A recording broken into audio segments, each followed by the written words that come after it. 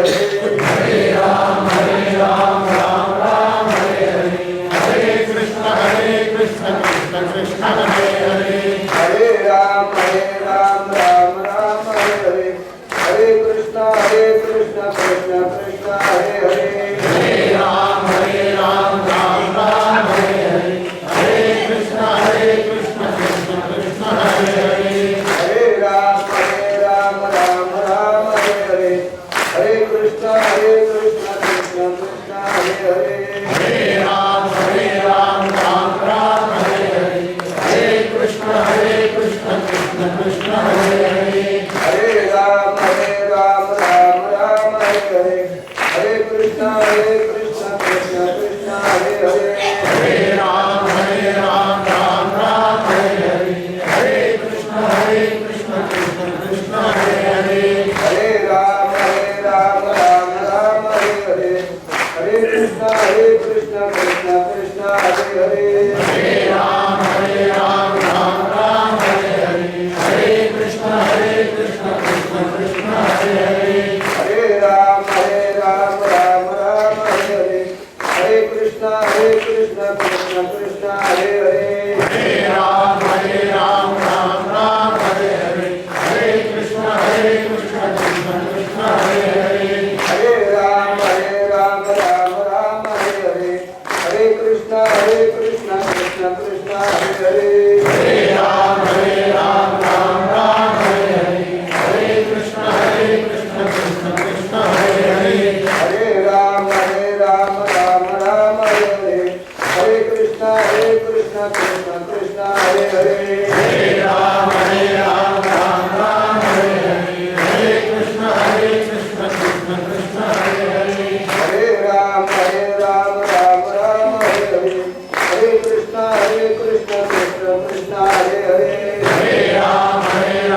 राम हरे हरे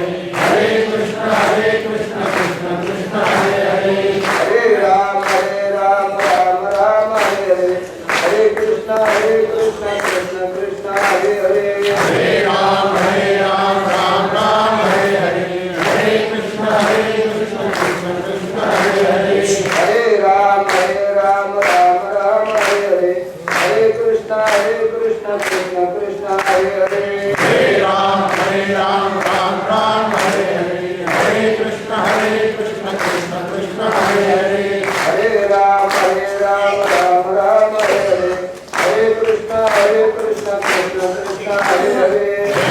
राम राम हरे हरे हरे कृष्ण कृष्ण कृष्ण हरे हरे हरे राम राम हरे हरे हरे कृष्ण कृष्ण कृष्ण हरे हरे हरे राम हरे हरे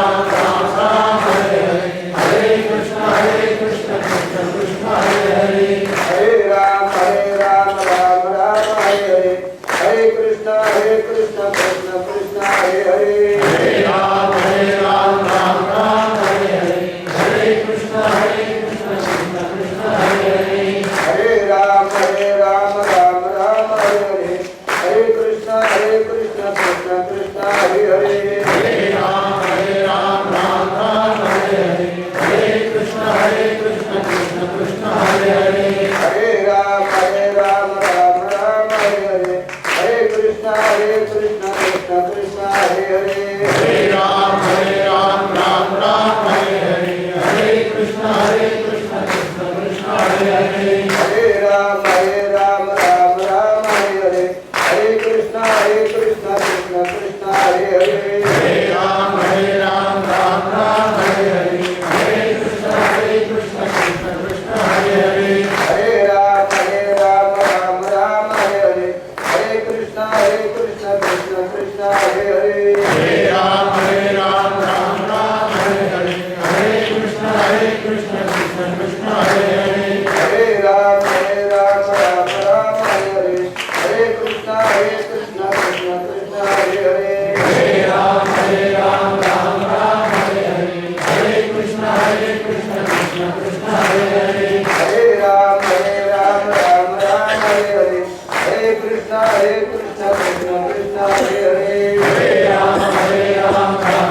हरे हरे हरे कृष्ण कृष्ण कृष्ण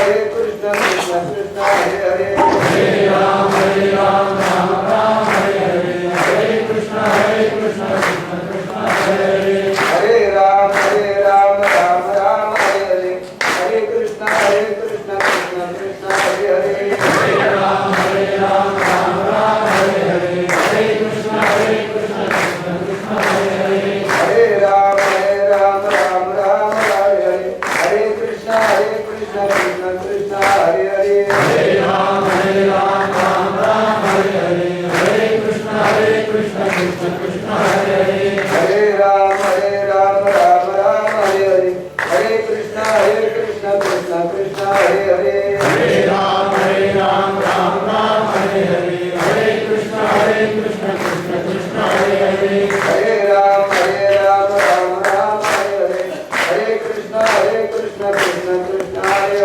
हरे राम राम हरे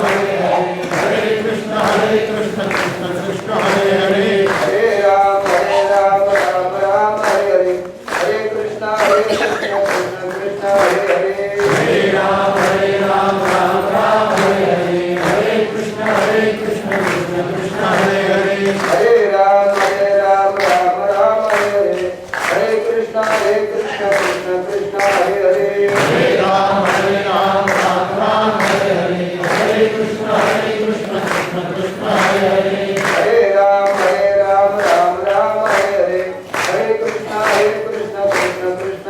हरे राम राम हरे हरे हरे कृष्ण कृष्ण कृष्ण हरे हरे हरे राम राम हरे हरे हरे कृष्ण कृष्ण कृष्ण हरे हरे हरे राम हरे हरे हरे कृष्ण कृष्ण कृष्ण हरे हरे हरे राम राम हरे हरे हरे कृष्ण कृष्ण कृष्ण हरे हरे हरे राम हरे हरे हरे कृष्ण कृष्ण कृष्ण हरे हरे हरे राम हरे राम हरे हरे हरे कृष्ण कृष्ण कृष्ण हरे हरे हरे राम राम हरे हरे हरे कृष्ण कृष्ण कृष्ण हरे हरे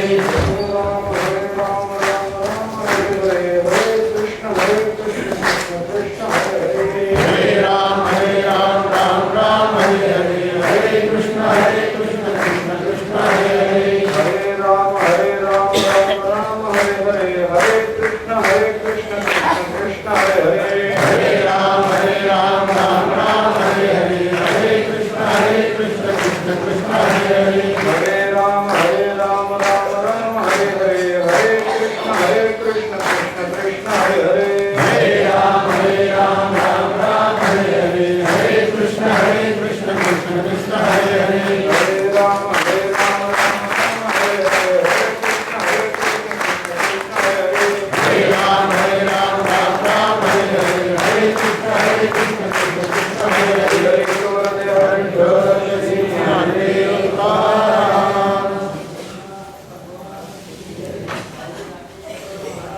तेषां सततयुक्तानां भजतां प्रीतिपूर्वकं ददामि बुद्धियोगं तमीयन्मां उपयान्ति ते तया मग जे आम्ही काही द्यावे अर्जुना पाहिजे ते ठाईची तिही घेतली से भगवान श्रीकृष्ण अर्जुनाला एक अत्यंत महत्त्वाचा असा उपदेश करतात.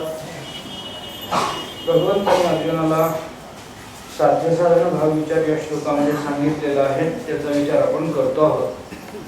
भगवंतांनी तेषां सततयुक्तानां आणि प्रीतिपूर्वकं भजताम अशा दोन पद्धतीने साधनाचा विचार सांगितलेला आहे. साधन कसं असावं, साधन काय असावं, साधन साध्यापर्यंत नेणारं असावं म्हणजे त्याच्या ठिकाणी कोणते गुण असावेत त्याचा विचार करताना ज्या काही 4 गुणांचा विचार आपण करून आलो त्याच्यामध्ये साधन हे सुलभ असावं, सुलभत्व हा गुण त्याच्यामध्ये असावा. साधनाच्या ठिकाणी नियतत्व हा गुण असावा. साधन अल्पफलानुगामी नसावं आणि साधन हे साधन निवर्तक असावं. अशा 4 गुणांनी ते साधन एकदा युक्त झालं की त्या साधनाने मग त्या साध्य प्राप्त करून घेतलं पाहिजे. मग अशा आणि गुणांनी युक्त असणारं साधन मिळाल्यानंतर त्याचं काय करायचं, मग त्याच्याने कायम त्या साधनामध्ये प्रवृत्त होऊन आपण प्रेमपूर्वक ते साधन केलं म्हणजे मग परमात्मा आपल्याला बुद्धियोग देतो असं भगवंतांनी इथे सांगितलेलं आहे. ददामि बुद्धियोगं तं येन माम उपयान्ति ते हे भगवान बोलले. आता बुद्धियोग देतो म्हणजे काय याचा विचार नंतर करू आपण. पण इथं भगवंतांनी जी भाषा वापरली की साधनाच्या ठिकाणी त्या साधकाच्या ठिकाणी दोन गुण असावे. बोलताना तो नेहमी सततयुक्त असावा आणि तो प्रीतिपूर्वक त्याने ते भजन केलं पाहिजे. प्रीतिपूर्वक सततयुक्त असावा याचा विचार काय करायचा आपण कालपासून पाहतो.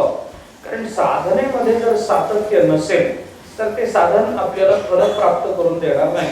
थोडा काल अल्पकाल जर ते साधन केलं आणि जर ते सोडून दिलं तर आपल्याला ते साधनाचं फल तर मिळतच नाही, पण अर्धवट साधन केल्याचं पाप मात्र निश्चित लागत असतं.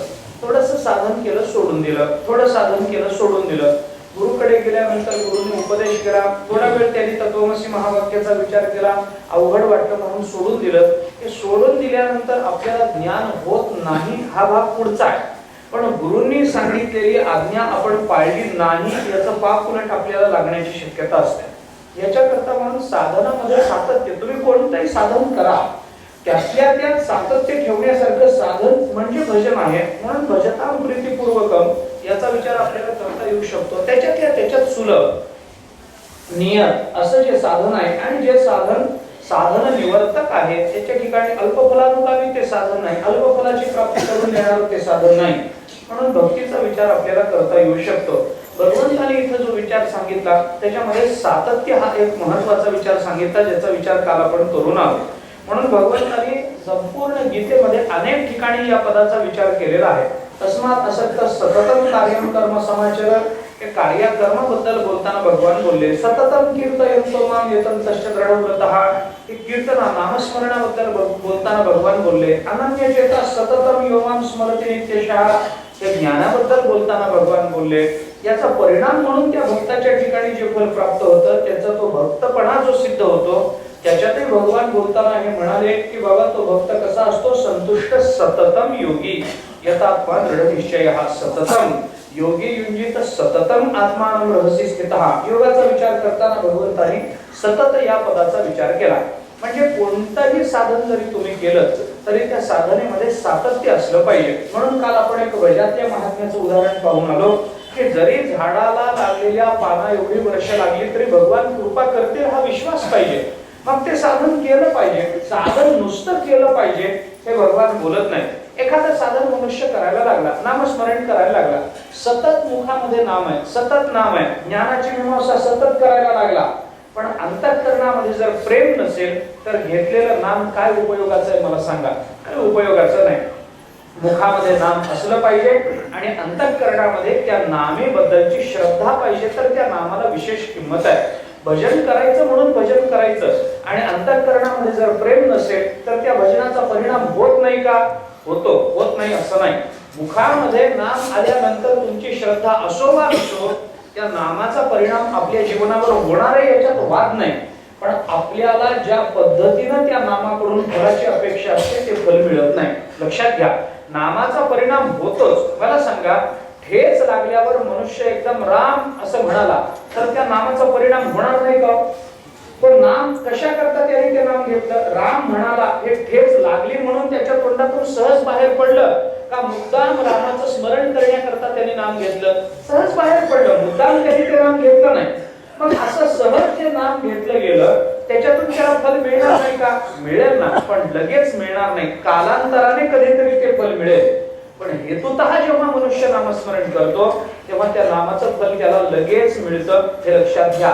आम्ही भक्ती करतो पण अंतःकरणामध्ये ज्याची भक्ती करतो त्याच्याबद्दल प्रेम नाही. तुकाराम महाराजांनी म्हणतात, भक्ती ज्याची थोडी पूर्ण विषयाची गोडी. तुकाराम महाराज म्हणतात, भक्ती करताना केल्यासारखा दिसतो पण अंतःकरणामध्ये मात्र विषयाची गोडी असते. ज्ञानोबांनी आपल्याला ज्ञानेश्वरीमध्ये त्या अर्थाने चिंतन सांगितलेलं आहे. अरे तो अखंड नामस्मरणामध्ये अखंड प्रवृत्त झालेला आहे, पण त्याचं नामस्मरण म्हणजे कसं आहे? तो काही मुद्दाम हेतुतः परमात्मा भेटावा याच्याकरता नामस्मरण करत नाही. परमार्थ करणाऱ्यामध्ये दांभिक परमार्थ करणारे कमी आहेत का? पुष्कळ आहेत. लोक गंध लावतात, व्यवस्थित लावतात, कपडे चांगले वापरतात, चांगलं असतं, मुखामध्ये नाम असतं, पण जेव्हा आपला खिसा कापून जातात तोपर्यंत आपल्याला कळत नाही की हा चोर आहे का भक्त आहे, कळत नाही. म्हणजे जरी त्यांनी नामाचा आश्रय केलेला असला तरी सुद्धा आपल्याला ते खरे भक्त म्हणता येणार नाही. म्हणून भगवंतांनी सातत्याच्या बरोबर आणखीन एका गुणाचा विचार केला, भजतां प्रीतिपूर्वकम. प्रीतीपूर्वक त्यांनी भजन केलं पाहिजे, प्रेमपूर्वक त्यांनी भजन केलं पाहिजे. नामामध्ये प्रेम नसेल तर ते नाम शुष्क आहे. त्या नामामध्ये जर अंतःकरण नसलं आपलं तर त्या नामाचा काही उपयोग नाही. ते नाम घेतल्यानंतर आपल्या अंतःकरणात प्रेम निर्माण झालं पाहिजे आणि निर्माण झालेल्या प्रेमाच्या आधारानं ते नाम अभिव्यक्त झालं पाहिजे, तर त्या नामस्मरणाला किंमत आहे. अंतःकरणाला कधी पाझरच फुटला नाही आणि मनुष्य नामस्मरण करायला लागला असं चालत नाही महाराज. भक्ती करताना माणसाचं अंतःकरण पहिल्यांदा द्रवीभूत झालं पाहिजे. ही अपेक्षा मधुसूदन सरस्वतीने भक्तीच्या चिंतनामध्ये, भक्ती रसायनामध्ये बोलून दाखवलेली आहे. द्रुतस्य भगवत धर्मात धारावाहिकतां गता सर्वेषे मनसो वृत्ती भक्तिरित्यभिधीयते. ही भक्तीची व्याख्या मधुसूदन सरस्वती करतात. म्हणजे काय? अंतःकरण द्रवीभूत होतं. मनुष्य परमार्थ प्रवृत्त का होतो याचा विचार करा. आपण परमार्थाला का लागलो महाराज? काय कारण आहे आपलं परमार्थाला लागायचं? दोन कारणाचा विचार जगद्गुरु शंकराचार्यांनी शतश्लोकीमध्ये केलेला आहे. मनुष्य दोन कारणाने परमार्थ करत असतो. एक तर मनुष्य परमार्थ करतो दुःखानं, नाहीतर मनुष्य परमार्थ करतो ज्ञानानं. संपलं, तिसरं कारण नाही. परमार्थ करण्याचं तिसरं कारण तुम्हाला जगाच्या पाठीवर दिसणार नाही. का परमार्थ चालला? एक तर दुःखानं परमार्थ माणसं करतात, नाहीतर ज्ञानानं परमार्थ करतात. ज्ञानोबारायांचा परमार्थ जो सुरू झाला तो दुःखानं का ज्ञानानं? ज्ञानानं सुरू झाला. नाही म्हणजे हे ज्ञानानं परमार्थ करणारे अगदी कमी आहेत. बहुतांश वर्ग तुमच्या माझ्यासारखा जो आहे तो परमार्थ प्रवृत्त झाला. दुःख आहे जीवनामध्ये म्हणून जोपर्यंत आपल्याला दुःखाची जाणीव होत नाही तोपर्यंत मनुष्य परमार्थ प्रवृत्त होत नाही. तुकोबाराय जेव्हा साधक दशेमध्ये परमार्थ प्रवृत्तीचं कारण सांगतात तेव्हा काय कारण सांगितलं? संसाराच्या तापे तापलो मी देवा, करिता या सेवा कुटुंबाची म्हणून तुझे आठविले पाय. म्हणून आम्ही देव तुझे पाय आठवलेले. जर आमच्या जीवनामध्ये, मी साधं बोलतो, आपण कल्पना करून पहा, आपल्या जीवनामध्ये देवाने कोणतंच दुःख दिलं नसतं तर आपण वारीला आलो असतो का? काय गरज आहे सांगा ना वारीला यायची? घरामध्ये जर सगळी सुख हात जोडून समोर उभी असती, कोण वारीला आलं असतं? कोणी वारीला आलं नसतं. माणसाच्या जीवनात दुःख आहे म्हणून मनुष्य परमार्थ प्रवृत्त होतो. पण गंमत याच्यात आहे, ज्यांना ज्यांना दुःख झालं ते सगळेच परमार्थ प्रवृत्त होतात का? होत नाहीत महाराज, सगळेच होत नाही. माणसाच्या घरामध्ये दुःखाचे डोंगर कोसळतात संसारामध्ये, पण माणसं देवाचं नाव घ्यायला तयार होत नाहीत. असे उदाहरण पाहता येतात ना. मग कारण काय याचं? थोडा विचार केला तर अजून पुढचा विचार आपल्याला थोडासा करता येऊ शकतो. दुःख होऊन चालत नाही, त्या दुःखाची जाणीव झाली पाहिजे. जाणीव झाली की मग ते दुःख दूर कोण करू शकतो याच्या विचाराने मनुष्य परमार्थ प्रवृत्त होतो. असा विचार आपल्याला करता येतो. दुःख झालं गोष्ट खरी, पण दुःख झाल्यानंतर लगेच परमार्थ प्रवृत्ती आहे का? लगेच परमार्थ प्रवृत्ती नाही. काहीतरी त्याचा पुढचा विचार करावा लागतो. दुःखाची जाणीव माणसाला झाली पाहिजे. जाणीव जर झालीच नाही दुःखाची, मीच शहाणा आहे असं ज्याला वाटतं तो दुसऱ्याचा शहाणपणा ऐकून घेईल का? मला सांगा ना. मला काही कळत नाही हे अर्जुनाला वाटलं म्हणून तर अर्जुन भगवंताकडे गेला ना. जेव्हा मी काय करू मला सांगा, युद्ध करू का न करू? अर्जुन जर स्वतःला शहाणा समजत असता, मला सगळं कळतं मला युद्ध करायचं नाही असा अर्जुन निश्चयावर आला असता, तर भगवान त्याला गीता सांगायच्या भानगडीतच पडले नसते. काय गरज आहे? तुला तुझी अक्कल आहे ना, मला विचारू नकोस. पण अर्जुन म्हणतो देवा मला कळत नाही, मी काय करू मला सांगा. माझा निश्चय होत नाही. युद्ध करावं तरी पंचायत वाटते, न करावं तरी पंचायत वाटते. तुम्ही मला निर्णय द्या. म्हणजे अर्जुनाचा स्वतःच्या बुद्धीवर परिपूर्ण विश्वास नव्हता. त्याची बुद्धी त्याला योग्य निर्णय देत नव्हते. डळमळीत असं त्याचं चित्त होतं. याच्याकरता म्हणून अर्जुन भगवंताकडे आला, देवाला विचारलं देवा मी काय करू? ते काय आहे? दुःख झालं तरी त्या दुःखाची जाणीव असली पाहिजे माणसाला, तर परमार्थ प्रवृत्ती होते. मी कशा करता बोलतो हे लक्षात घ्या.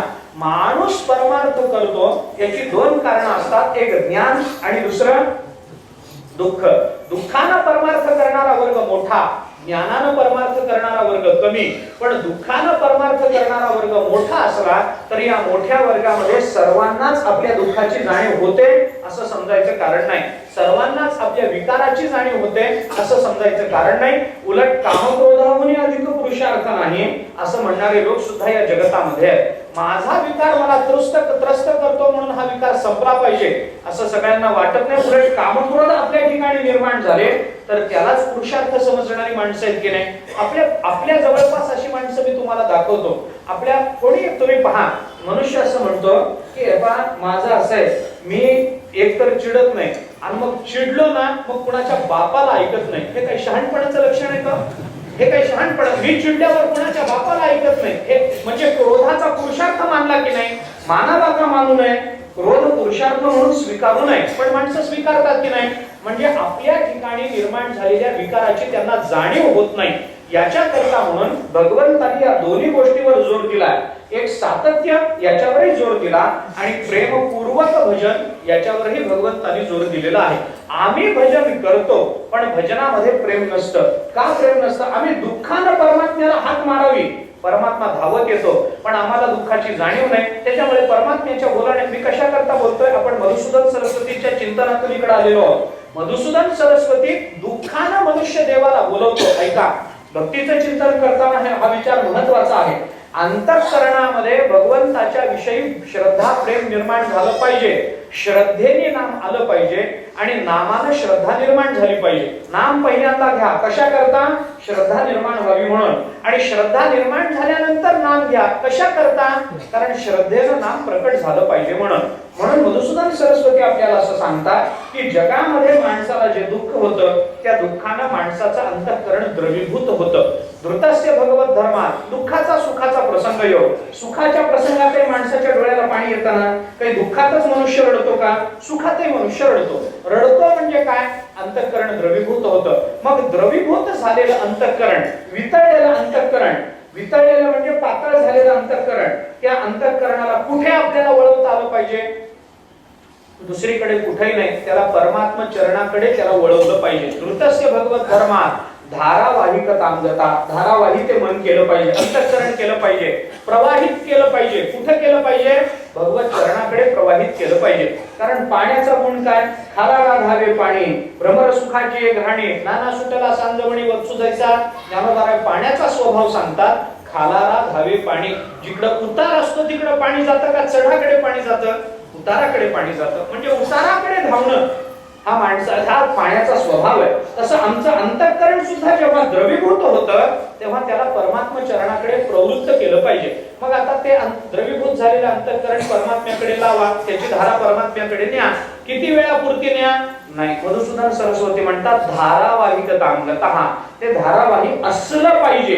ते 2 मिनिटाकरता प्रवाही झालं नाही, चालत नाही. गंगा समुद्राला मिळते, मिळून मिळतची असे. ज्ञानोबा काय बोलतात ऐका. एकदा गंगा समुद्राला मिळाली तिथून नंतर माघारी आली नाही, मिळून मिळतची असेल. ती कायम मिळतेच आहे, तिच्या मिळण्यामध्ये सातत्य आहे, कायमपणा आहे. तसा आपल्याही अंतःकरणाचा द्रवीभूत झालेल्या अंतःकरणाचा प्रवाह कायम भगवत चरणाकडे लावला पाहिजे. प्रवाह असला पाहिजे, धारा असली पाहिजे. ते बोलतात धारेमध्ये काय महाराज? धार 2 प्रकारची असते. ऐका, धारेचे 2 प्रकार आहेत. एक पाण्याची धार असते आणि दुसरी तेलाची धार असते. तैल धारावत आणि जलधारावत असे भक्तीचे 2 प्रकार आपल्याला पाहता येतात. भक्तिशास्त्रात चिंतन आहे. पाण्याची धार जर तुम्ही अशी धरली तर पाणी जसं जसं संपत येतं तशी पाण्याची धार तुटत जाते की नाही? मग हळूहळू एक एक थेंब पडायला लागतो. पाण्याची धार धरली तर ती तुटत पडते, पण तेलाची धार धरली तर ती तुटत पडत नाही, ती सलग पडते. ऐका नाही बघा, पाण्याची धार धरली तर ती तुटत जाते, नंतर थेंब नंतर पडायला लागतं. आणि तेलाची धार धरली तर ती तुटत पडत नाही, सलग पडते. का पडते? पाणी तुटत का पडतं आणि तेल तसं का पडत नाही याचा विचार जर केला तर एकच, दोन्ही द्रव पदार्थच आहे. पाणी द्रव पदार्थ, तेलही द्रव पदार्थ, पण पाण्याची धार तुटत पडते आणि तेलाची धार तुटत पडत नाही, अखंड पडते. काय कारण? एकच कारण आहे, कारण तेलामध्ये स्नेह नावाचा गुण आहे आणि पाण्यामध्ये स्नेह नावाचा गुण नाही. स्नेह म्हणजे तेलापुरता विचार करायचा तर चिकटपणा हा स्नेहामध्ये, त्या तेलामध्ये गुण आहे, स्नेह आहे त्याच्यामध्ये. स्नेह म्हणजे प्रेम, एकमेकांना न सोडण्याची खबरदारी. तेलाचे एकमेक थेंब घेतात, याच्याकरता त्याच्यामध्ये स्नेह असल्यामुळे, चिकटपणा असल्यामुळे ती धार सलग पडते. पाण्याच्या थेंबामध्ये चिकटपणा नाही. पाण्यामध्ये चिकटपणा आहे का? पाणी हाताला लागले तर हात चिकट होतात का? होत नाही. उलट चिकटपणा घालवायला पाणी आपण वापरतो, पण तेल हाताला लागल्यावर हात चिकट होतात की नाही? म्हणजे तेलामध्ये चिकटपणा हा गुण आहे, पाण्यामध्ये नाही. माणसाचं अंतःकरण परमात्म्याकडे प्रवाही झालं पाहिजे, पण पाण्यासारखं नाही, तेलासारखं प्रवाही झालं पाहिजे. अखंड धारा परमात्म्याकडे लागली पाहिजे. अखंड लागण्याकरता आपल्या अंतःकरणामध्ये स्नेह निर्माण झाला पाहिजे. अखंडितपणा निर्माण होण्याकरता, सातत्य येण्याकरता स्नेह निर्माण होणं आवश्यक आहे. हे मधुसूदन सरस्वती जसं बोलतात तसंच भगवान इथं बोलतात की बाबा इथं साधनेमध्ये सातत्यही पाहिजे आणि साधनेमध्ये प्रेमही पाहिजे. प्रेमामुळे काय होतं आणि सातत्यामुळे काय होतं? प्रेम असलं की सातत्य टिकतच असतं. ज्याच्या ठिकाणी स्नेह आहे तिथं सातत्य राहतच राहतं. ज्या मित्राबद्दल आपल्या अंतःकरणात पूर्ण प्रेम आहे त्या मित्राला रोज भेटल्याशिवाय आपल्याला चैन पडत नाही. रोज भेटावं वाटतं. सातत्य टिकलं. कशामुळे टिकलं? स्नेहामुळे, प्रेमामुळे टिकलं. ज्या मित्राबरोबर आपले एवढे प्रेमाचे संबंध नाही, तो 4-8 दिवस न सांगता गावाला गेला तरी आपल्याला काही वाटत नाही. आल्यावर आपण फक्त एवढंच म्हणतो, काय दिसला नाहीस? तो म्हणतो नाही, का म्हणतो गावाला गेलो होतो. आपण म्हणतो बरं. पण जर प्रेमाचा मित्र गावाला न सांगता गेला तर आपण त्याच्या घरी 100 खेपा मारतो, कुलूप बघतो, अरे हा कुठे गेला माहित नाही. आसपासच्या लोकांना विचारतो, परत आल्यानंतर त्याच्यावर रागवतो, कुठे गेला होतास? तो म्हणतो गावाला गेलो बाबा, फार महत्वाचं काम निघालं. मग सांगून जाता येत नाही तुला? मी 4 दिवस तुझ्याकडे येऊन गेलो, 10 दिवस येऊन गेलो, तू भेटला नाहीस, अस्वस्थ झालं, दिवसामध्ये मला काही आनंद वाटला नाही, दिवस पूर्ण झाला असं वाटलं नाही. हे कशाचं प्रतीक आहे? अंतःकरणात असणाऱ्या प्रेमाचं, स्नेहाचं प्रतीक आहे. म्हणून नुसतं सातत्य ठेवून चालत नाही. भजताम प्रीतिपूर्वकम याचा विचार भगवंतांनी आपल्याला सांगितलेला आहे. साधनेमध्ये प्रेम असलं पाहिजे. आता प्रेम असलं पाहिजे म्हणजे नेमकं काय असलं पाहिजे याचा विचार करताना 2 अंगाने त्याचा विचार करा.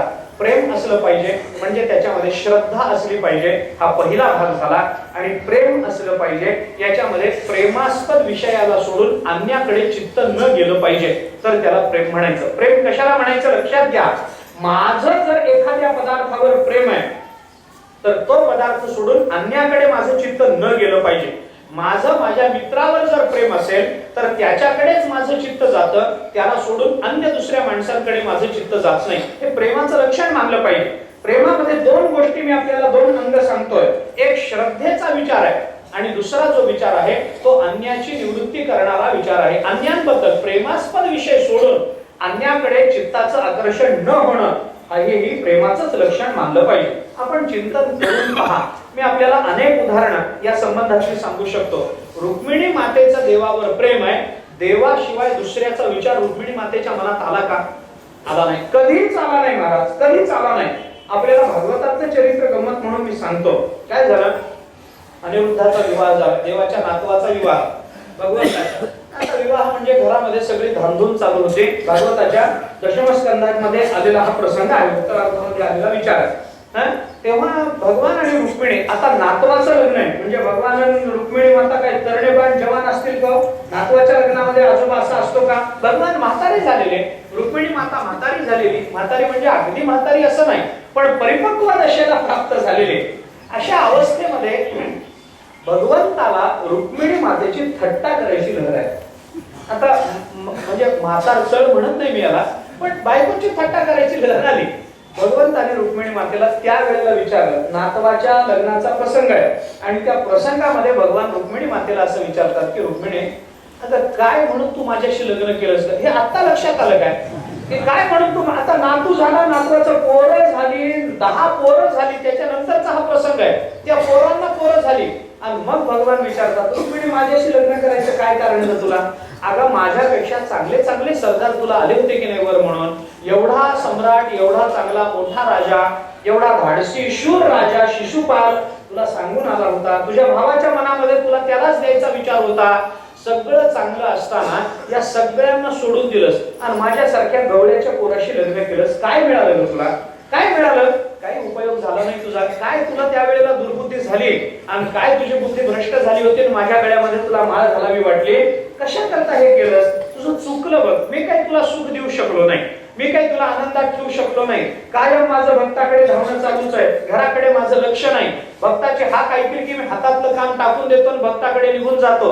मग मी माझी बायको काय म्हणते याच्याकडे लक्ष देत नाही, बायकोच्या प्रश्नाला उत्तर देत नाही. अगं तुझ्यासारख्या पत्नीला सोडून मी गजेंद्राकडे धावतो, याचा अर्थ तुझ्यापेक्षा माझ्या जीवनामध्ये माझ्या भक्ताचं स्थान श्रेष्ठ आहे असं तुला कळायला पाहिजे की नाही? कळायला पाहिजे. पण तरी सुद्धा तू हे करत नाहीस. अगं मी माझ्या भक्ताला जे सांगतो, भक्ताला जे देतो ते तुला देत नाही. ज्ञानोबारांनी ज्ञानेश्वरी मध्ये म्हटलं ना, जेन सांगे पितया वसुदेवासी, जेन सांगे माता देवकीसी, जेन सांगे बंधू बळीभद्रासी, ते गुह्य अर्जुनेसी बोलत लक्ष्मी एवढी जवळीक परी तीही न देखे या प्रेमाचे सुख. ज्ञानोबा बोलतात ना की लक्ष्मी माता एवढी भगवंताच्या जवळ असली तरी अर्जुनाला जे प्रेम मिळालं ते रुक्मिणी मातेला मिळालेलं नाही, हे लक्षात घ्या. म्हणजे तुझ्यापेक्षा माझ्या जीवनामध्ये माझ्या भक्ताला स्थान मोठं आहे. मी दुसरं काही करत नाही. तू पान वाढलेलं असलं तर वाढलेले ठाईचे भाणे टाकून या धावे, असा मी धावत जातो. घराकडे माझं लक्ष नाही. तुमचं काय चाललंय काय नाही मी तुमच्या चौकशा कधी करत नाही. आणि मग माझ्याशी लग्न करून तुला काय मिळालं? तुझं चुकलं बघ. त्याच्यापेक्षा शिशुपालाशी लग्न केलं असतंस ना, सम्राज्ञी बनून राहिली असतेस. सगळ्यांनी तुला मान दिला असता. गवळ्याची बायको असं म्हणून कुणी तुझी निंदा केली नसते. काय माझ्याकडे गवळ्याची ताकद रे, कोण पोरे चांगले. आम्हाला काय कळत होतं? आम्ही नंद बाबाच्या घरी लहानपणी लहानाचे मोठे झालो, लहानपणी तिथं राहिलो. आम्हाला काय कळत होतं? काही नाही. माझं सगळं बालपण चोऱ्या करण्यात गेलंय. तुला वाईट वाटलं की नाही? एका चोराशी तू लग्न केलंस, याचं तुला वाईट वाटत नाही का? दरिला पंढरीचा चोर, तू चोराशी लग्न केलंस. चैतन्य चोरीले माझे चैतन्य चोरीले, असं संत महात्मे म्हणतात. तू चोराशी लग्न केलंस, हे काही चांगलं झालं का? आनंद वाटला का तुला? बरं, बालपण चोरीत गेलं, नवल नाही. तारुण्य सगळं दुसऱ्याचे काटे काढण्यातच गेलंय माझं. याचा काटा काढ, त्याचा काटा काढ, याच्या हातातून काढ, त्याच्याकडून काढ, स्वतः काढ, याच्यातच माझं सगळं तारुण्य गेलं. दुसऱ्याला मारण्यामध्ये ज्याचं तारुण्य गेलं त्याच्याशी लग्न करून तुला काय मिळालं? माझं सगळं तारुण्य सुपारी घेण्यामध्ये गेलं. आणि मग माझ्याशी लग्न करून तुला काय मिळालं? बालपण सगळं चोरीत गेलं. माझ्याशी लग्न करून काय आनंद मिळाला? प्रौढपणाचा विचार जर थोडासा केला तर घर सोडून मी बाहेरच्यांकडे जास्त लक्ष दिलंय. काय समाधान मिळालं? काही तुला माझ्या बरोबर लग्न करून समाधान मिळालं नाही. मग भगवंताने त्यावेळेला रुक्मिणीला सांगितलं, रुक्मिणी अजूनही विचार करून बघ. आता ही वेळ आहे का? अजूनही विचार करून, भागवतात आलेल्या चिंतने 60व्या अध्यायामध्ये आपण पाहून घ्या. अजूनही तू विचार करून बघ बाई. तुला दुसरा नवरा अजूनही तुला जर असं वाटत असेल मी तुला सुख दिलं नाही तर अजूनही तू दुसरा नवरा शोध. मी माझ्या हाताने तुझं लग्न लावून द्यायला तयार आहे. मी स्वतः कन्यादान करतो तुझं. अजून काय पाहिजे? तुला जो आवडेल तो सांग, त्याला धरून आणतो, त्याच्या बरोबर तुझं लग्न लावून देतो. तू चिंता करू नकोस. अजूनही तू असं सांग. असं भगवंतानी रुक्मिणीची थट्टा केली. तुला कोण शिशुपाल आवडतो का? आता मी त्याला मारलंय, पण तू जर तू म्हणत असेल तर मी पुन्हा त्याला जिवंत करतो, पुन्हा तुझं लग्न लावून देतो. तुला तो आवडतो का? नाही, आणखीन कुणी आवडतं का? त्याचं नाव सांग. मी त्याच्या काय माझ्या बरोबर राहून तुला काही मिळणार नाही. तुला आवडेल तो पती सांग, वर सांग. तुला माझ्या हाताने कोण नवरा असं म्हणतो महाराज की मी माझ्या पैशाने स्वतःच्या बायकोचं दुसऱ्या बरोबर लग्न लावून देतो? कोण म्हणतो असं जगतामध्ये? भगवान रुक्मिणी मातेला म्हणाले मी लावून देतो. रुक्मिणी मातेने हा ऐकलं. लग्नासाठी सजून धजून तयार झालेली रुक्मिणी माता हे ऐकलं आणि तिच्या मनामध्ये असा विचार आला की तिला भगवान थट्टा करतात हे कळलं नाही. आई साहेबांनी विचारले ते सगळं खरंच आहे असं मनाला लावून घेतलं. आणि रुक्मिणी मातेने असा विचार केला की भगवान आपलं लग्न आता दुसऱ्या पुरुषाबरोबर लावून देणार आहेत हे कळल्याबरोबर भगवंताचा वियोग होणार आहे हे कळल्याबरोबर रुक्मिणी माता चक्कर येऊन तिथल्या तिथं पडली. महाराज, वियोगाचा विचार सुद्धा रुक्मिणी मातेला सहन झाला नाही. काही नाही झालं, ती जमिनीवर पडली. जमिनीवर पडल्यानंतर भागवतामध्ये वर्णन असं आलंय, त्या विचारानं नुसत्या सजून धजून तयार झालेली रुक्मिणी माता नुसता भगवंताचा वियोग होणार या विचारानं इतकी बारीक झाली की हातात घातलेल्या बांगड्या सोन्याच्या आपोआप गळून पडायला लागल्या. इतकी विकल झाली. एकदम तिला काही सुचेना. एकदम एवढी बारीक झाली. केसामध्ये ज्या फुलांच्या माळा तिने गुंफलेल्या होत्या ती फुलं केसातून आपोआप गळून पडायला लागली. केसाचा आंबाडा बांधला होता तो आंबाडा आपोआप गळून पडायला लागला, आपोआप सुटायला लागला. हे सगळं बघितल्यात एकदम चक्कर येऊन पडली. मग भगवंताला वाटलं अरे आपण जरा जास्तच थट्टा केली. मग आता रुक्मिणी उठ, रुक्मिणी तुझ्या तोंडावर पाणी मारू का? तुला आता हे आधी कळलं नव्हतं का अशी थट्टा करू नये? पण देवाचं काम आहे, त्याला कोण काय पडलं महाराज? रुक्मिणी उठ. आता तू अशी बेशुद्ध कशी पडलीस? थांब, तुझ्या नाकाला कांदा लावतो. देवाच्या घरात कांदा होता का नव्हता बघायला आपण कोणी नव्हतो, पण बेशुद्ध पडल्यावर कांदा लावतात एवढं मात्र खरं. अगदीच कांदा नाही मिळालं तर काय लावतात? खेटर पायाची चप्पल काढायची आणि ती नाकाला लावायची. पण ती चामड्याची असली तर त्याचा उपयोग. साधी चप्पल चालत नाही. आता ते काय कांद्यामध्ये अमोनिया नावाचा वायू असतो. त्या वायूने एकदम त्या बुद्धीला असा चेतना मिळते, एकदम धक्का बसतो आणि मग मनुष्य जागा होतो. त्याच्यामुळे तो कांदा लावतात नाकाला, दुसरं काही नाही. त्याचे रासायनिक प्रक्रिया जर पाहिली, अमोनिया नावाचा वायू असतो कांद्यामध्ये, त्याच्याने एकदम असं मस्तकात जातो तो वास, त्याच्यामुळे एकदम मनुष्य तरतरीत होऊन जातो, म्हणून ते करतात. असो, विषय तो नाही. मग काय, रुक्मिणी मला मुद्दा काय सांगायचं, पुढे काय झाला हा प्रश्न वेगळा. नंतर उठवलं, तिला पाणी मारलं वगैरे, मग सांगितलं मी तुझी थट्टा केली. मग रुक्मिणी मातेने ती थट्टा अशी कशी देवा तुम्ही केलीत म्हणून भगवंताबरोबर संभाषण केलं वगैरे वगैरे, पुढचा कथा प्रसंग आहे. मुद्दा काय मला सांगायचा आहे की जिथं आपलं प्रेम असतं तिथं आपल्याला त्या प्रेमास्पदा व्यतिरिक्त आणण्याचा विचार सुद्धा मनात येत नसतो, हे मला सांगायचंय. हे जे भगवान बोलतात भजतां प्रीतिपूर्वकम, साधनेवर प्रेम असावं, हे जे भगवंताचं बोलणं आहे ते कोणत्या अंगाने घ्यायचं, श्रद्धा असावी आणि प्रेमास्पदा व्यतिरिक्त अन्य पदार्थाकडे चित्त आकर्षित न व्हावं, तर भजतां प्रीतिपूर्वकम असं साधन आपल्याला म्हणता येऊ शकतं. साधनावर श्रद्धा असावी. आता याचा अधिक विचार जर आपल्याला करायचा झाला तर कितीतरी आपल्याला विचार करता येईल. नामदेव यांचं चिंतन आपण करून पहा, भागवतातलं चिंतन आपण करून पहा. भगवान स्वतः बोलतात, माझ्या भक्ताला मी सोडलं तर दुसरी कशाचीही अपेक्षा नसते. ते कशाची अपेक्षा करत नाहीत का, कारण माझ्यावर त्यांचं खरं प्रेम असतं. म्हणून मी सोडून जर त्यांना दुसरं काही देण्याचा प्रयत्न केला तर ते भक्त स्वीकारत नाही. भगवंताने त्याची यादी सांगितली, न पारमेष्ठम न महेंद्र धिष्ण्यम न सार्वभौमम न रसाधिपत्यम, याच्यापैकी भक्त काही स्वीकारत नाही. न योग सिद्धी अपुनर्भवम वा मय्यार्पितात्मे क्षति मद्विनान्यत, माझ्याशिवाय दुसऱ्या कशाचाही विचार भक्ताच्या अंतःकरणामध्ये येत नाही.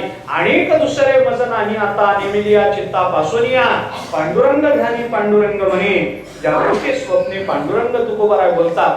मनामध्ये दुसरा विचार सुद्धा येत नाही महाराज. काय काय देण्याचा विचार आहे त्यांना, न पारमेष्ठम, त्यांना जर मोक्ष देण्याचा विचार केला तर संत महात्मे मोक्ष सुद्धा स्वीकारायला तयार नाही. तेव्हा तुमचा मोक्ष आम्हाला नको, मोक्षाचे आम्हासी नाही अवघड, ते हे उघड असे गाठोळीस. तुकोबाराय देवाला सांगतात, मोक्ष तुमचा देवा, तुम्ही दुर्लभ तो ठेवा म्हणे भक्तीची आवडी. तुकोबाराय देवाला सांगतात, देवा आम्हाला मोक्ष नको, काय करायचंय आम्हाला हा मोक्ष स्वीकारून, काय मोक्षपदे तुच्छ केली या कारणे आम्हा जन्म घेणे युगायुगे. काय करायचं देवा, अरे भय नाही जन्म घेता, मोक्ष सुखा हणो लाता, का म्हणे सत्ता करून निकट सेवेची. देवा मोक्ष नको, अद्वैती तो नाही माझे समाधान. तुकोबाराय सांगतात, देवा आम्हाला याच्यापैकी काही नको, तुमचं ऐक्य आम्हाला आता त्याची गरज वाटत नाही, आम्हाला भक्ती बरी वाटते, भक्ती चांगली वाटते, त्या ऐक्याचा विचार आम्ही करत नाही.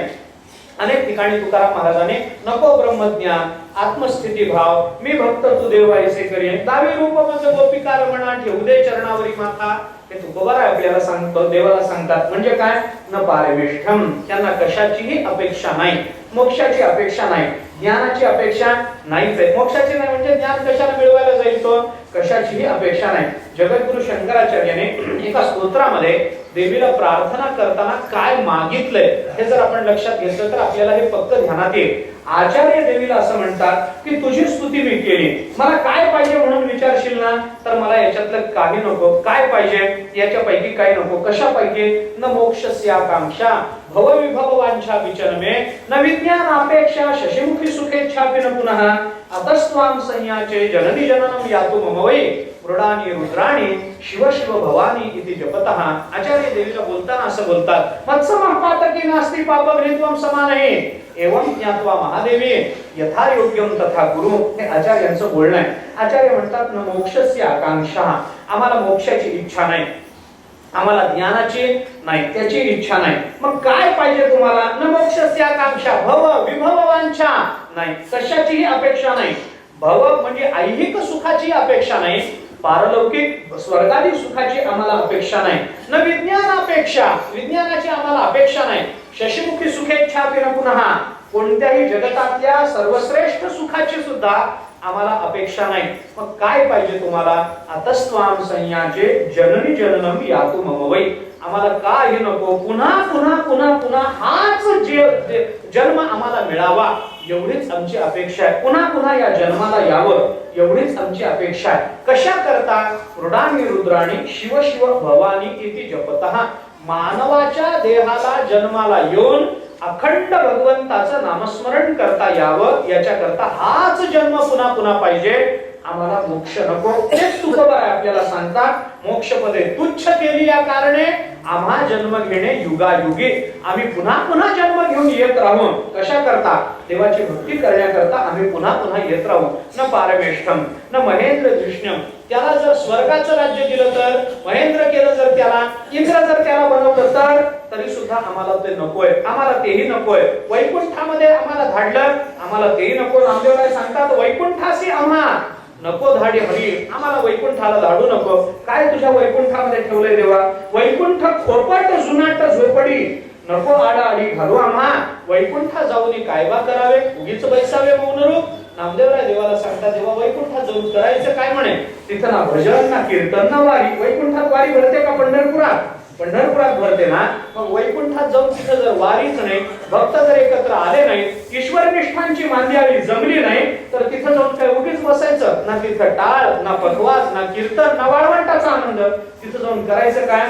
वैकुंठ खोपट जुनाट झोपडी नको आडाआडी घालू आम्हा. आमच्या पंढरपुरापुढे वैकुंठ म्हणजे आम्हाला झोपडीसारखा तुच्छ वाटतो. तेव्हा आम्हाला वैकुंठाला धाडू नको. आम्हाला इथंच राहू दे. हे म्हणणारे नामदेवराय काय म्हणतात बघा. न महेंद्र धृष्णम न सार्वभौमम न रसाधिपत्यम. आम्हाला या पृथ्वीचं सार्वभौम राज्य जर कोणी देऊ केलं तरी त्यांना तेही, भगवान सांगतात, त्यांना माझ्या भक्ताला तेही नको असतं. न रसाधिपत्यम. त्याला पातालाचं राज्य दिलं तरी त्याला तेही नको आहे. न योग सिद्धी. त्याला योगातल्या सिद्धी सुद्धा नको आहे. अपुनर्भवम वा. त्याला पुन्हा जन्म नको असं जर त्याला देण्यात आलं, मोक्ष देण्यात आला, तर तेही त्याला नको आहे. मग काय पाहिजे? फक्त माझ्याशिवाय ते दुसरं काही स्वीकारायला तयार नाही. हे कशा करता बोलतो मी? प्रेमाचा विचार जिथे येतो तेव्हा प्रेमास्पदाला सोडून अन्याकडे आपलं चित्त जातच नसतं, हे लक्षात घ्या. म्हणून भगवान जे इथं बोलतात त्याला मला महत्व द्यायचं आहे. भगवंताची भाषा, तेषाम सतत युक्तानां भजतां प्रीतिपूर्वकम. हे प्रीतिपूर्वक भजन म्हणजे काय? त्याच नामाचा आश्रय करणं, अन्याकडे आपलं चित्त जाऊ न देणं. कारण एकदा चित्त बाहेर गेलं की त्याच्या मग आपल्याला समाधान मिळण्याची शक्यता नाही. मग सगळं दुःखच दुःख आहे. तुकाराम महाराज देवाला म्हणतात ना, प्रार्थना करतात रोज सकाळी आपण म्हणतो, का नेले चित्त नेदी अवलोक मुख बहु वाटे दुःख फुटो पाहे हृदय कागा सासुरवासी मज केले भगवंता आपुलिया सत्ता स्वाधीनता ते नाही देवा. एवढी सुद्धा सत्ता तुम्ही आमच्या बाबतीत ठेवू नये का? आम्हाला का असं सासुरवासी केलं तुम्ही? आमचं चित्त तुमच्या चरणाला सोडून बाह्य विषयाकडे धावायला लागलं, त्याच्यामुळे इतकं दुःख झालं की दुःखानं हृदय फाटून जाईल असं वाटायला लागलं. याला खरं प्रेम म्हणतात. प्रेमाचं चिंतन आपण करून पहा. प्रेमास्पदाला सोडून अन्यांकडे वृत्ती न गेली पाहिजे, चित्त न गेलं पाहिजे. उदाहरण आपल्याला पुष्कळ देता येतील. नामदेवरायांनी देवाला प्रार्थना करताना म्हटलंय, नामदेवरायांनी देवाला म्हटलंय, तेव्हा आम्हाला माहित नाही आमचं कर्म काय आहे, माहित नाही कर्माची फल काय आहे, माहित नाही. पुढचा जन्म कर्मावर अवलंबून असतो हे आम्हाला माहिती आहे. जन्म घेणे लागे वासनेच्या संगे हे आम्हाला माहिती आहे. पुढचा आपला जन्म कर्मावर अवलंबून आहे. आता आम्ही जे कर्म करतो त्या कर्मावरून फलाच्या दृष्टीने मग पुढचा जन्म ठरत असतो. आगा कर्मी जे उरावे तैतेही सुख दुःखी फळावे तया ते भोगावया यावे. देहा एक ज्ञानोबराय बोलतात तसं देहाला येण्याकरता कर्माची आवश्यकता आहे. आमचं कर्म कोणतं आहे? नामदेवरायांचा सगळा अभंग बघा. मी थोडं आपल्याला त्याच्यातले महत्वाच्या गोष्टी सांगतो, थोडं बोलतो, सगळं सांगत नाही. नामदेवरायांनी देवाला प्रार्थना करताना म्हटलं, देवा पुढचा जन्म आमचा कोणता येणार आहे आम्हाला माहित नाही. बरं तो जन्म आमचा बदलावा आणि आम्हाला पुन्हा माणसाच्या जन्माला घालावं असा आग्रह आम्ही तुमच्या जवळ धरणार नाही. आमच्या कर्मानं जो जन्म आम्हाला मिळायचा आहे तो खुशाल मिळू दे. मग प्रार्थना काय आहे? प्रार्थना एकच आहे, जन्म कुठलाही असू दे संबंध तुझ्याशीच असावा असं काहीतरी आमच्या बाबतीत कर. जन्म बदल असं आम्ही म्हणणार नाही. कोणताही जन्म आमच्या कर्मानुसार मिळू देत आम्हाला, पण जो जन्म आम्हाला मिळेल तो कोणत्या योनीचा असो, जड योनीचा असो, स्थावर योनीचा असो, पशु योनीचा असो, पक्षी योनीचा असो, मनुष्य योनीचा असो, आम्हाला त्याच्याबरोबर काही घेणं देणं नाही. पण ज्या जन्माला आम्ही जाऊ त्या जन्मात तुझ्याशी आमचा संबंध असावा असं काहीतरी कर. नामदेवरायांनी देवाला प्रार्थना करताना वापरलेले शब्द पहा. नामदेवराय देवाला म्हणतात, झाड करीसी तरी तुळशीचे निमिसे तुझे द्वारी वसे ऐसे करी. आम्हाला जर झाडाच्या जन्माला तुला घालायचं ना देवा, आमचं कर्म तसं वाईट आहे ना, घाल झाडाच्या जन्माला, काही म्हणणं नाही आमचं, झाडाच्या जन्माला घाल. पण अशा झाडाच्या जन्माला घाल. कोणतं झाड? झाड करीशी तरी तुळशीची आणि विसे. तुळशीचं झाड बनव, शिंदीचं झाड बनवू नको, आपूचं झाड बनवू नको, तुळशीचं झाड बनव आणि तुझ्या दारामध्ये आम्ही राहू, म्हणजे तुझा कायमचा संपर्क राहील असं काहीतरी कर. झाड करीशी तरी तुळशीची आणि विसे, तुझे द्वारी वसे ऐसे करी. पाषाण करीशी तरी रंगशिळेची निमिसे, तुझे द्वारी वसे ऐसे करी. देवा, समजा आम्हाला तू स्थावर योनीला जन्माला घातलं, आमचं कर्म तेवढं वाईट आहे की आम्ही स्थावर योनीला जन्माला गेलो, दगड होऊन जन्माला आलो. आता त्या दगडाचं काय करायचं? दगडाचा जन्म बदल असं आम्ही म्हणणार नाही, पण देवा म्हणणं एवढंच आहे की त्या दगडापासून तुझ्या समोर ज्याच्यावर वारकरी उभं राहून नाचतात ते रंगशिळा बनव, म्हणजे झालं. दगडच बनव पण त्या दगडाची रंगशिळा व्हावी, म्हणजे पाषाण करीशी तरी रंगशिळेचे निमिसे, तुझे द्वारी वसे ऐसे करी. बरं देवा, आम्हाला तुला तुळशीचं झाड करायचं नाही ना, दुसऱ्या झाडाच्या जन्माला घालायचं ना, घाल, खुशाल घाल. सागवानाच्या जन्माला घाल, खैराच्या जन्माला घाल, कुठल्याही जन्माला घाल. वृक्ष करीसी तरी मंडप मेघाचे निमिसे, तुझे द्वारी वसे ऐसे करी. देवा, आम्हाला तुला दुसऱ्या वृक्षाच्या जन्माला घालायचंय ना, खुशाल घाल. सागवानाच्या जन्माला घाल, पण त्या सागवानाचं आम्हाला मोडावं, आम्हाला कुऱ्हाडीने तोडावं, पण त्या लाकडापासून तुझा मंडप बनवावा, म्हणजे तुझ्या दारामध्ये आम्हाला राहता येईल. एवढं आमच्या बाबतीत देवा तुम्ही करा. वृक्ष करीशी तरी मंडप मेघाचे निमिसे, तुझे द्वारी वसे ऐसे करी.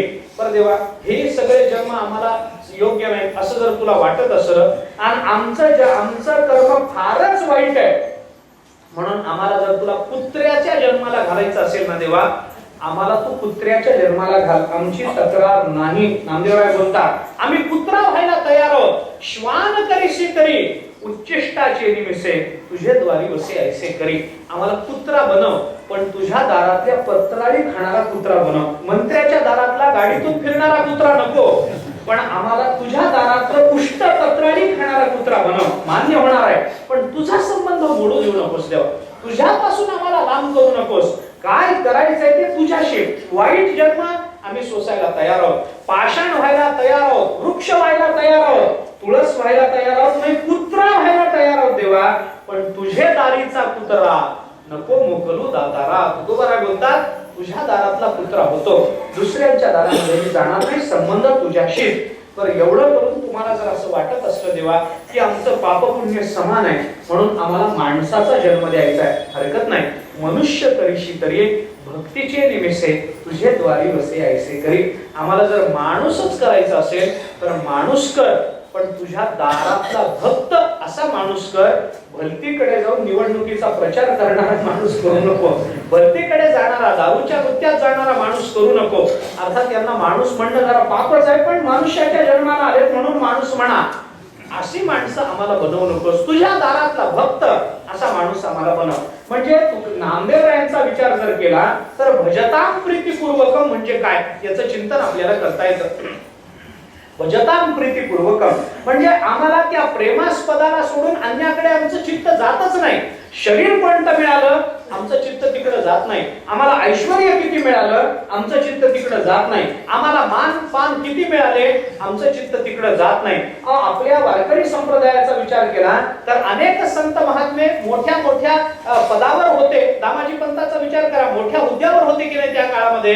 नाथ महाराजांना काय ऐश्वर्य कमी होतं? काही नाही, सगळे आनंदात होते, काही कमी नव्हतं नाथ महाराजांना. पण संपत्तीकडे लक्ष गेलं का देवाकडे गेलं, हा महत्वाचा प्रश्न आहे. जरी आमच्या जीवनामध्ये अनुकूल गोष्टी बऱ्याच आल्या तरी त्या अनुकूलाकडे आमचं चित्त आकर्षित न होता फक्त प्रेमास्पदाकडेच होत असेल तर त्याला आपल्याला प्रेम म्हणता येतं. प्रेमाचं हे लक्षण आहे महाराज. वास्तविक प्रेम म्हणजे काय हे सांगता येत नाही. प्रेम नाही बोलता दाविता नाहीये, अनुभव चित्ता चित्त जाणे हे तुकाराम महाराज बोलतात. प्रेमाच्या बाबतीमध्ये प्रेम असावं लागतं.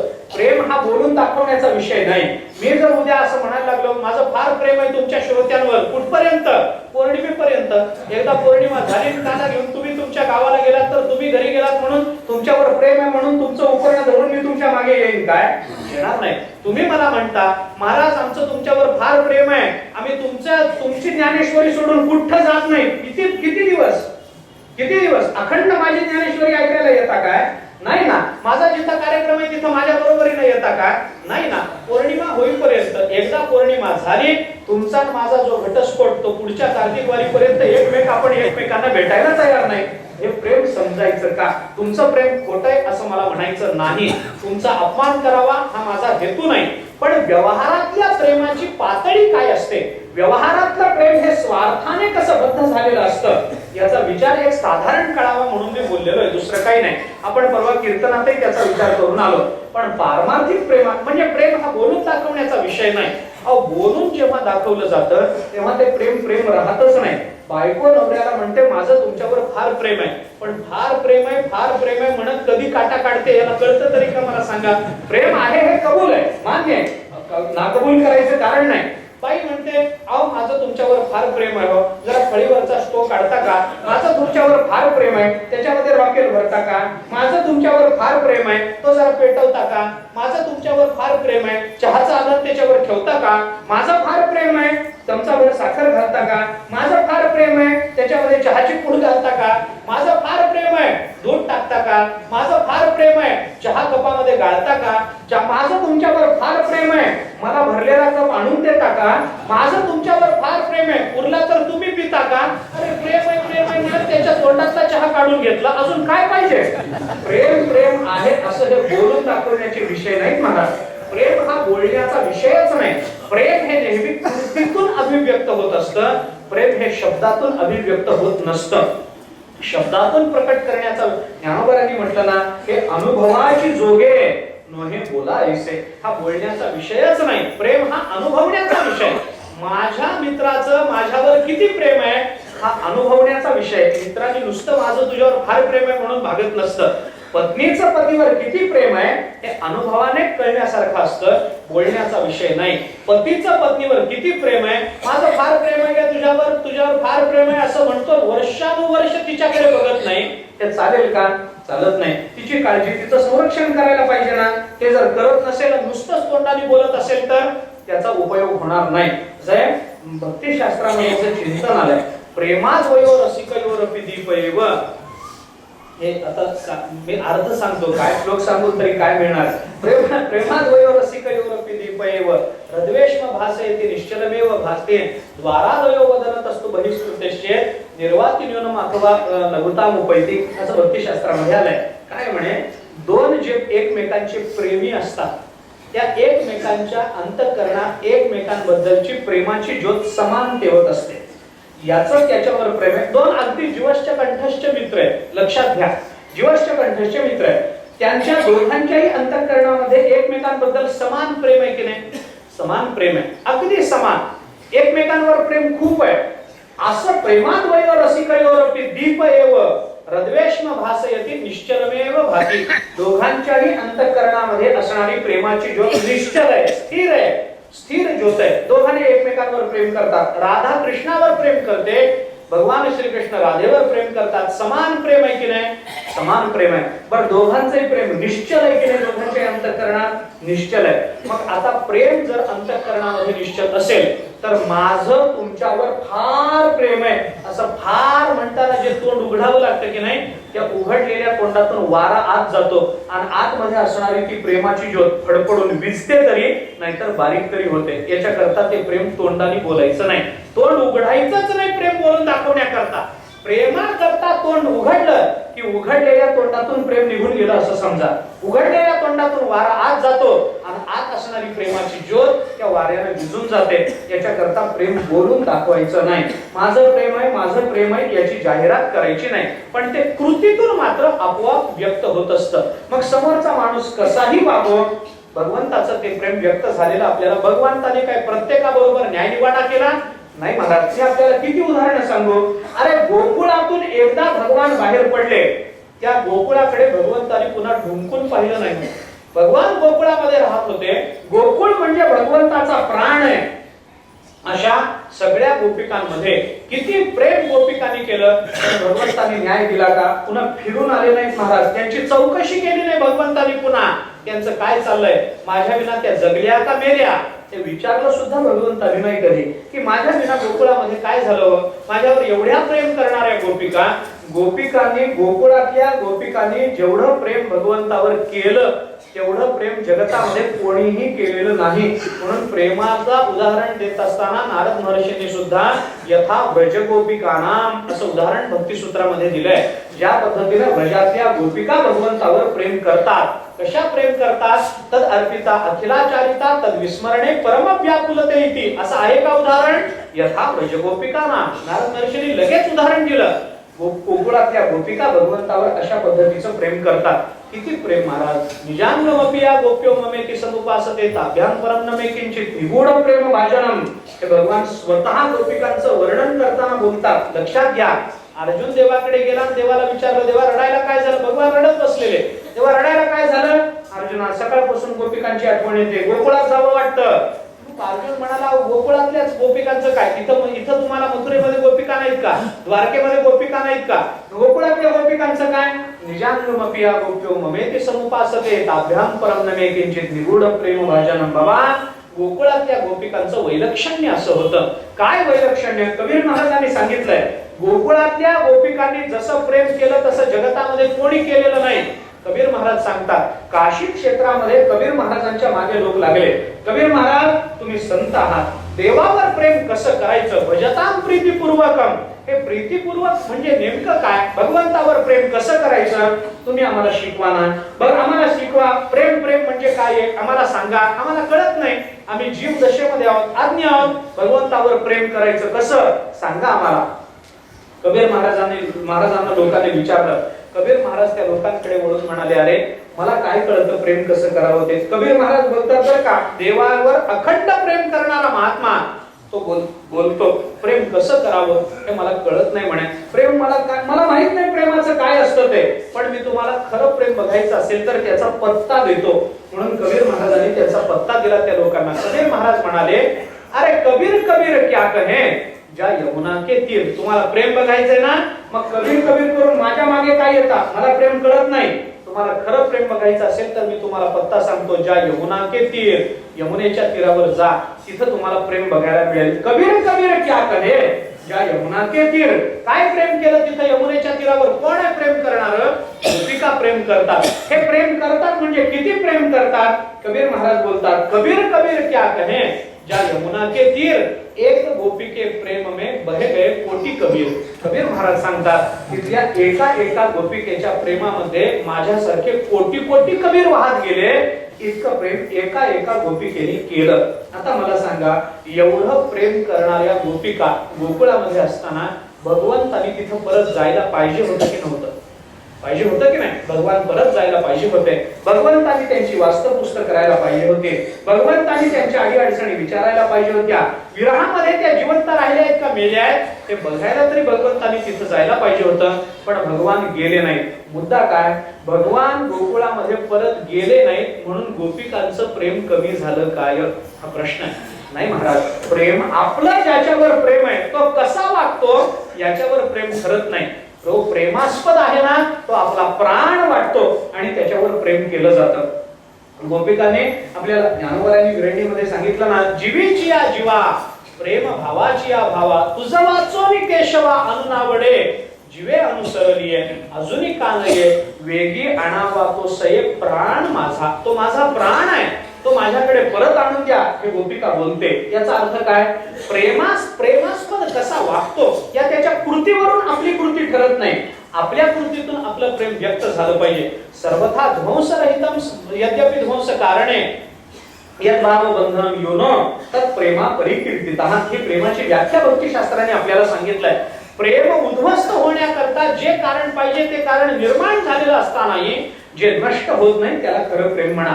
समोरच्याने मला सांगा, आईचं मुलावर प्रेम असतं, मुलाचं आईवर प्रेम असतं. पहिली बाळ जशी आई बागेची पिसे. ज्ञानोबा बोलतात, आई मुलाचं आईवर खूप प्रेम असतं. आईने थोबाडीत मारली तरी ते मूल कुणाच्या कुशीत जातं, शेवटी आईच्याच कुशीत जातं. आता तेच मला सांगा, पुढचं चिंतन मी आपल्याला सांगतो. पुढचं चिंतन सांगतो. मुलाचं आईवर प्रेम आहे. आईने मुलाच्या थोबाडीत मारली तरी मूल आईच्याच कुशीत जाऊन लपतं, तिथंच जाऊन रडायला लागतं. पण ते मूल थोडंसं मोठं झाल्यानंतर शेजारच्या बाईने त्याच्या थोबाडीत दिले तर शेजारच्या बाईच्या कुशीत जाऊन रडतं का? रडत नाही. म्हणजे थोबाडीत देण्यातून राग निर्माण होऊ शकतो. प्रेम अगदी शेजारची बाई आहे, नेहमी येणं जाणं आहे, हा तिला मावशी म्हणतोय, काकू म्हणतोय, अगदी जवळीकीचं नातं आहे, आई सारखं मानतोय, पण शेजारच्या बाईने थोबाडीत मारली तर तिच्या कुशीत जाऊन रडतो का? रडत नाही. म्हणजे थोबाडीत मारण्याने प्रेमाचा ध्वंस झाला. प्रेमाचा ध्वंस होण्याकरता योग्य कारणे थोबाडीत मारली, पण मारूनही आईच्याच कुशीत शिरतो, त्याला खरं प्रेम म्हणा. म्हणजे प्रेमाचा ध्वंस होण्याकरता आवश्यक असं कारण निर्माण होऊ नये. शेवटी जे नष्ट होत नाही त्याला प्रेम असं म्हणतात. असं प्रेम आपलं भगवंतावर असलं पाहिजे. प्रेमाचं सातत्य म्हणजे काय? मी आपल्याला दोन भूमिका त्याच्यासाठी आपल्याला सांगतोय. अन्य पदार्थाकडे आपल्या चित्ताची आसक्ती न होणं, चित्त तिकडं न जाणं, हा प्रेमाचा एक भाग आहे. आणि दुसरा भाग आहे तो म्हणजे श्रद्धा. आपण जे साधन करतो त्या साधनावर आपली श्रद्धा असली पाहिजे. जे साधन आपण करतो तेच साधन स्वीकारलं पाहिजे, अन्याकडे चित्त न गेलं पाहिजे, आणि त्या साधनावर परिपूर्ण श्रद्धा असली पाहिजे, तर त्याला आपल्याला प्रेम म्हणता येतं. कोणतं साधन तुम्हाला करायचंय? ज्ञान साधन पाहिजे का? तिथे श्रद्धा लागते की नाही? कर्म साधन करायचंय ना, श्रद्धा पाहिजे. भक्ती साधन करायचंय ना, श्रद्धा पाहिजे. मी आपल्याला प्रमाण देत चालतो ना. ज्ञान नावाचं साधन जर आम्हाला करायचंय तर ज्ञान कुणाला मिळतं? भगवान आपल्याला 4थ्या अध्यायामध्ये काय सांगतात? श्रद्धावान लभते ज्ञानम तत्पर संयतेंद्रियः. म्हणजे ज्ञान कुणाला मिळतं? ज्याची श्रद्धा देवावर आहे त्यालाच ज्ञान मिळतं, इतरांना मिळत नाही. दंते ना तपस्काय ना भक्ताय कदाचन. भगवान 8व्या अध्यायामध्ये त्याचा व्यतिरेक सांगतात की हे ज्ञान कुणाला देता येतं? श्रद्धावानाला देता येतं. आणि कुणाला घेऊ नये? इदंते ना तपस्काय ना भक्ताय. जो भक्ती करत नाही, ज्याच्या अंतःकरणामध्ये श्रद्धा नाही, जो ज्ञानोबरांनी पुष्कळ वर्णन त्याचं केलंय 8व्या अध्यायाच्या शेवटी आपण पाहून घ्या. अशा अभक्ताला हे ज्ञान घेऊ नये. म्हणजे ज्ञानासाठी सुद्धा श्रद्धा लागते, हे आपण लक्षात घेतलं पाहिजे. श्रद्धावान लभते ज्ञान. ज्ञानोबरांनी या श्लोकावर भाष्य करताना काय सुंदर भाष्य केलंय बघा. ज्ञानोबराय बोलतात, जो मनाशी चाड न सांगे, जो प्रकृतीचे केले नेगे, श्रद्धेचे संभोगे सुखिया झाला. जो आपल्या मनाला कशाची अपेक्षा करू देत नाही, प्रकृतीचं कर्तृत्व स्वतःच्या अंगावर ओढून घेत नाही, आणि भगवंताच्या चरणावर अतीव श्रद्धा ठेवतो, त्या श्रद्धेनेच तो सुखी होऊ शकतो. सुखी होतो म्हणजे त्याला ज्ञान मिळतं, असा इथला भाव आहे. तात्पर्य काय? तुम्हाला ज्ञान नावाचं साधन करायचंय, श्रद्धा पाहिजे. कर्म नावाचं साधन करायचंय, श्रद्धा पाहिजे. कर्म करताना श्रद्धा. आपण पूजा करायला बसलो, कर्म आहे की नाही? देवाच्या डोक्यावर आपण फुल वाहतो, कर्म आहे ना? मग हे कर्म करताना देवाच्या डोक्यावर फुल वाहताना अंतःकरणात श्रद्धा पाहिजे का नको? पाहिजे ना. श्रद्धा नसताना जर तुम्ही ते कर्म कराल तर ते देवाला प्राप्त होईल का? होणार नाही. म्हणजे कर्मामध्ये सुद्धा एक श्रद्धा अपेक्षित असते, एक भाव अपेक्षित असतो. कर्मामध्ये भाव पाहिजे का नाही मला सांगा? मला कृतम कृतम रामन शरीरम कृतम कृतम आपण नेहमी सांगतो ना, म्हणजे भाव पाहिजे. कर्मामध्ये सुद्धा भाव. ज्ञानोबरांची भाषा बोलो, निष्ठा केले कर्म, निष्ठा पाहिजे कर्मामध्ये. झाडा करून रजतम सत्वशुद्धीचे धाम डोळा दावी. ज्ञानोबराय बोलतात निष्ठेनं कर्म केलं पाहिजे. म्हणजे कर्मामध्ये निष्ठा पाहिजे, कर्मामध्ये श्रद्धा पाहिजे, भावना पाहिजे. भावना असेल तरच त्या कर्माचं फल मिळतं, नाहीतर मिळत नाही. आपल्याला शास्त्रात चिंतन करताना काही फल आपल्याला भावानेच मिळतात. कुठे कुठे तो भाव ठेवला पाहिजे हे सांगताना आपल्याला असं सांगितलं जातं, मंत्रे तीर्थे द्विजे देवे दैवज्ञे भेषजे गुरव यादृशी भावना यस्य सिद्धिर्भवती तादृशी. यांच्यावर जशी भावना आपण ठेवू तसं फल आपल्याला प्राप्त होत असतं. मंत्र, तीर्थ, द्विज, देव, दैवज्ञ, भेषज म्हणजे औषध, आणि गुरु यांच्यावर जशी श्रद्धा असेल तसं फल आपल्याला मिळतं. उदाहरण म्हणून सांगतो, औषध घेताना या औषधाने आपला ताप जाणार आहे ही श्रद्धा ठेवली तरच ताप जाईल का श्रद्धा न ठेवली तरी ताप जाईल? गोळी घेताना माणसाची गंमत अशी महाराज, माणसाची सगळ्यावर श्रद्धा बसते पण देवावर बसत नाही, एवढीच अडचण आहे. सगळ्यावर श्रद्धा बसते पण नामावर बसत नाही. नुसतं राम म्हणण्याने कुठं देव भेटतो का? म्हणजे श्रद्धाच नाही. बाकी सगळ्यावर त्याचा विश्वास आहे, सगळ्यावर त्याची श्रद्धा आहे. उदाहरण किती सांगू मी तुम्हाला? अगदी रोजच्या जीवनातली उदाहरणं मी तुम्हाला सांगतो. रोजच्या जीवनातली आपण दाढी करायला जातो, त्या दुकानात गेल्यानंतर त्याच्या खुर्चीवर बसतो, तो आपल्याला दाढी करतो, गालाला साबण वगैरे लावतो, त्याचा फेस करतो, नवीन पत्ती काढतो, ब्लेड काढतो, त्या वस्त्रामध्ये घालतो आणि आपण काय तो न्हावी आपल्या नात्याचा का गोत्याचा का त्याचा आपला रक्त संबंध आहे का त्याचा आपला शिष्यभाव संबंध आहे का त्याचा काय संबंध आहे? काही संबंध नाही. तो सरळ सरळ हातामध्ये वस्त्रा घेतो, आपण आपला गळावर काढून त्याला देतो. कुठला विश्वास ठेवलाय त्याच्यावर? न्हाव्यावर विश्वास बसतो, मग देवावर ठेवायला कुठं अडचण आली बाबा? न्हाव्यावर विश्वास, हातामध्ये शस्त्र घेऊन आपल्या गळ्यावर चालवतोय तरी आपला गळा काढून आपण पुढे देतो. इथं राहिलंय हे त्याला सांगतो. हा काय शहाणपणा आहे? म्हणजे त्याच्यावर बरं अजून उदाहरण सांगतो मी. आपले विश्वासाची ठिकाणं काय आहेत हे एकदा लक्षात घ्या ना. आपण आता पंढरपूरला आलो. आपल्याला पंढरपूरला यायचंय. कसं यायचंय? एसटी ने यायचंय. मनुष्य काय विचार करतो? आपल्या हातामध्ये दिवस कमी आहे, आपल्याकडे कामं खूप आहे, आपल्याला पंढरपूरला फार दिवस राहता येणार नाही, दिवस रात्र पंढरपूरला राहणं शक्य नाही. एकादशीला आपण पोहोचलं पाहिजे. एकादशीला रात्री दर्शन झालं की आपल्याला निघून यायचंय, पुढे काम आहे. ठीक आहे, काय असेल ते. आता एकादशीला पोचायचंय. तो काय विचार करतो? दशमीला सकाळी निघावं, संध्याकाळी पंढरपूरला पोचावं, रात्र तिथं घालवावी. तो म्हणतो नाही, रात्र विनाकारण वाया जाते ना. मग काय करायचं? आपण रात्रीच्या एसटीला बसू, पहाटे पहाटे पंढरपूरला उतरून तसंच चंद्रभागेवर जाऊन स्नान करून पुंडलिकारायाचं दर्शन घेऊन प्रदक्षिणा करून कुठेतरी कीर्तन प्रवचन चाललेलं असेल ऐकून, कुठेतरी मित्राकडे वगैरे ओळखीच्या दिंडीमध्ये आपण फराळ करून संध्याकाळी थोडी विश्रांती घेऊन जर झालं लवकर दर्शन तर दर्शन घेऊ आणि मग लगेच आपल्या गावाला परत निघू. याच्याकरता काय करायचं? रात्रीच्या प्रवासाला निघायचं. रात्री 9-10 वाजता गावातून गाडी असते. तो म्हणतो नाही हो, रात्रीचं आपलं बरं असतं, प्रवास झोपेमध्ये निघून जातो आणि आपल्याला सकाळी पंढरपूरला पोहोचलो की दिवसही मिळतो, रात्र वाया जात नाही. म्हणून रात्रीच्या एसटी मध्ये बसतो. कशा करता? झोपही होते आणि प्रवासही होतो. मला सांगा, ज्या एसटी मध्ये तो बसतो त्या एसटीचा ड्रायव्हर याचा काही नात्याचा आहे का? नाही. याच्या ओळखीचा आहे का? नाही. त्या ड्रायव्हरवर तो ड्रायव्हर म्हणजे याचा काही रक्ताचा संबंध आहे का? काही संबंध नाही. तो कोणत्या गावाचा याला माहिती आहे का? नाही. त्याचं नाव माहिती आहे का? माहिती नाही. तो ड्रायव्हर येऊन बसला की तो म्हणतो चला गाव बाहेर पडायचा, डोळा लागला, सकाळीच पंढरपूरला डोळा उघडायचा. आता मला सांगा, जो आपल्या ओळखीचा नाही, ज्याचं नाव आपल्याला माहिती नाही, ज्याचा आपला कुठलाही संबंध नाही, त्या ड्रायव्हरवर विश्वास ठेवून निर्धास्त झोपायचं पण देवावर विश्वास ठेवायचा नाही. हे कोणत्या तत्वात बसतं मला सांगा? ड्रायव्हर आपला कोणीही संबंधित नाही तरी त्याच्यावर विश्वास ठेवून झोप लागू शकते, देवावर विश्वास ठेवायला वाटत नाही. म्हणजे काय आहे? आपल्या श्रद्धा कमी पडतात हे मला सांगायचं आहे. अनात्म पदार्थावर मनुष्य जेवढी श्रद्धा ठेवतो तेवढी परमात्म्यावर श्रद्धा ठेवत नाही, साधनेवर श्रद्धा ठेवत नाही. हेच साधन मला परमात्म्याची प्राप्ती करून देईल तर देईल, नाहीतर दुसरं साधन देणार नाही असा पूर्ण विश्वास त्या साधनावर असावा लागतो. हे मला आपल्याला सांगायचं आहे. म्हणून औषध घेताना मी आपल्याला मागे हे बोललो असेल की मनुष्य वारीला येतो, आल्यानंतर इथं दशमीला 9मीला येतो, आलो की मग आला की ज्या यजमानाच्या घरी नेहमी उतरतो त्याच्या घरी जातो, कुंटीला पिशवी वगैरे अडकवतो, सामान ठेवतो. तोही चांगला असतो. पण जो असेल पंढरपूरचा ग्रहस्थ तो त्याला म्हणतो कधी आलात या, जेवण व्हायचंय का, चहा घेता का, सगळं होतं. आणि पंढरपूरमध्ये 9मीला इकडे तिकडे फिरताना काहीतरी काय प्रदूषण आहेच आहे, कुठेतरी त्याला काहीतरी जंतू त्याच्या शरीरामध्ये जातात आणि दशमीला सकाळी त्याला 9मीला रात्री त्याला ताप भरतो. ताप भरला की मग तो म्हणतो अरे बापरे ताप आला, आता काय करायचं? तर त्या यजमानाला सांगतो ज्यांच्या घरात उतरला, म्हणतो अहो काय मला ताप भरलाय, मला नाही वाटत मी वारीला राहू शकेन, मी गेलेलं बरं राहील. यजमान म्हणतो अहो काय तुम्ही चिंता करता, ताप तर साधा आहे ना, चिंता करू नका. तो म्हणतो नाही हो, विनाकारण तुम्हाला त्रास होईल माझा.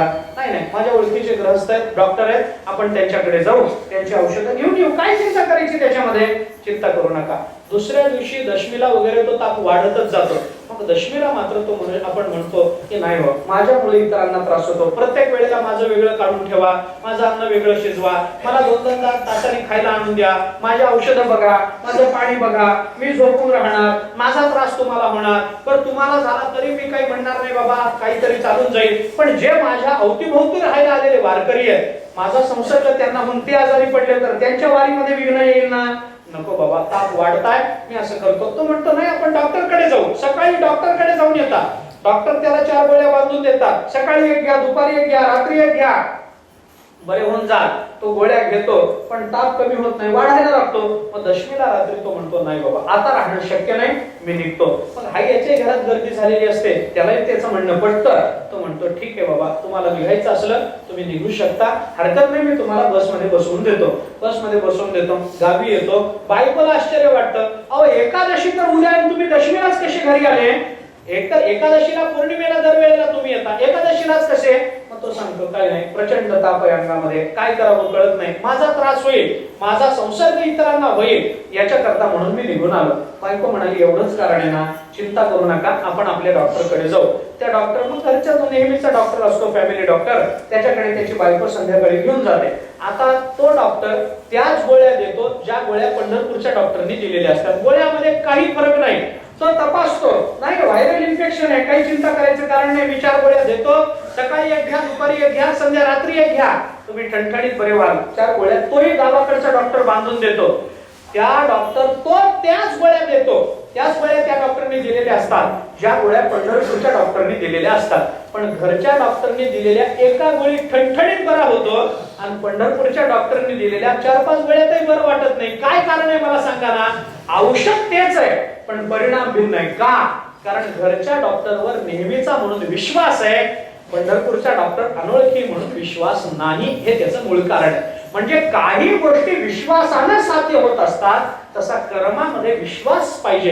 निष्ठा केले कर्म, झाडा करून रजतम सत्वशुद्धीचे धाम डोळा दावी, हे ज्ञानोबराय बोलतात. तिथला निष्ठा शब्द आपण पहा, म्हणजे तिथे निष्ठेचा विचार आहे. बरं, भक्ती तुम्हाला करायची आहे ना, मग भक्तीमध्ये निष्ठा लागते का नाही? भक्तीमध्ये श्रद्धा लागते का नाही? अरे प्रथम महताम सेवा तद्दया पात्रता ततः श्रद्धा तेषां धर्मेषु ततो हरिगुणश्रुती. भक्ती निर्माण होण्याकरता काय काय केलं पाहिजे? पहिल्यांदा आपल्याला विचार सांगितला, आदौ श्रद्धा ततः साधुसंगतो साधुसंगो आता भजन क्रिया. हा पुढचं जाऊ द्या, पण पहिल्यांदा काय सांगितलं? आदौ श्रद्धा. पहिल्यांदा माणसाच्या अंतःकरणात श्रद्धा निर्माण झाली पाहिजे, तरच भक्ती करता येते. म्हणून सातत्य आणि प्रेम या 2 गोष्टीचा विचार करताना प्रेमाचा विचार आज आपण करून आलोय की प्रेम म्हणजे काय आहे? प्रेम करायचं याचा अर्थ तद व्यतिरिक्त अन्य साधनांकडे आपलं चित्त जाऊ द्यायचं नाही, एक, आणि त्याच साधनावर पराकोटीची श्रद्धा ठेवायची, 2.